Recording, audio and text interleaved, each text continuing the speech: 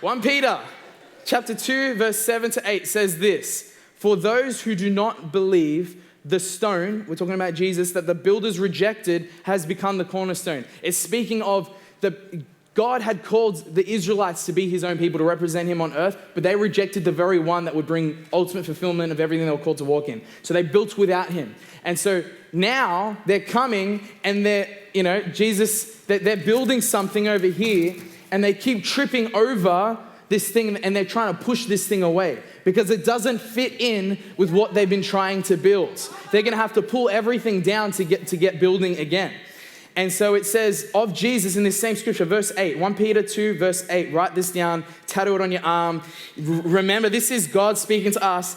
A stone of stumbling and a rock of offense is Jesus. And they stumble because they disobey the word. So when we get offended, guess what? It's an opportunity to grow. I heard someone once say in another church, he said that we need to be in church so we can be offended. I was like, what? And I was like, what sort of church are you running? I was just thinking everyone hates getting offended. We talk about dismantling offense and being, whatever, but what he was trying to bring across was the fact that without offense, there's no room or opportunity for growth. So when someone offends me, I don't think what's wrong with the person. When I'm in the right place, I look at myself and I'm like, why did that offend you? You've been forgiven so much and you're holding this debt against this person. And so, but it's the same way with things that we build, our family, our lives, everything. When we're reading scripture, it doesn't fit, there's something going on. We got to pull some things down. Okay, all right, so we're talking about, we've been labeling this series the biblical blueprint. And so we're going through this biblical blueprint. These are like building blocks of our faith. And let me just say this. Daniel Calendar posted this week. Jesus never responded to the devil's temptations by telling him what he had experienced.